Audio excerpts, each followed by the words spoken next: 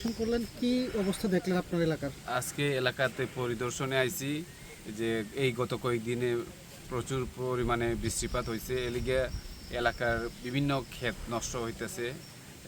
সুতরাং আমরা আজকে বরকাথাল এরিয়া এবং এই রামদাস সাধু পাড়াতে ওয়াটার রিসোর্স ডিপার্টমেন্টের এক্সিকিউটিভ ইঞ্জিনিয়ার সহ ভিজিট করছি।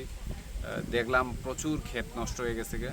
এখন তারা ওইটাই কইছি কি সরকারিভাবে কি করা যায় ওই ক্ষেতটারে যাতে সুরক্ষিত করার লাগিয়া আমরা কি স্টেপ নিতে পারি, এটাই আজকের ভিজিটের আশয় মিল বিষয়বস্তু।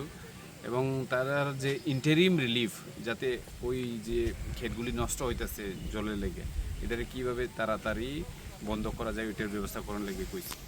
স্যার, এই যে ক্ষেতের যে ভাঙ্গন, নদী ভাঙ্গন যে বিষয়টা আপনি দেখলেন, এই বিষয়টাকে কি আগে থেকে যাতে ক্ষেতগুলি নষ্ট না হয়, না যায়, জলটা কোন দিকে যাচ্ছে সেটা কোনো পদক্ষেপ গ্রহণ করতে পারতো? পদক্ষেপ আগে থেকেও গ্রহণ করা ছিল, কিন্তু জল তো তারে কেউ থামাইতে পারে না। জল যেদিকে নিচু ওই দিকেই যায়।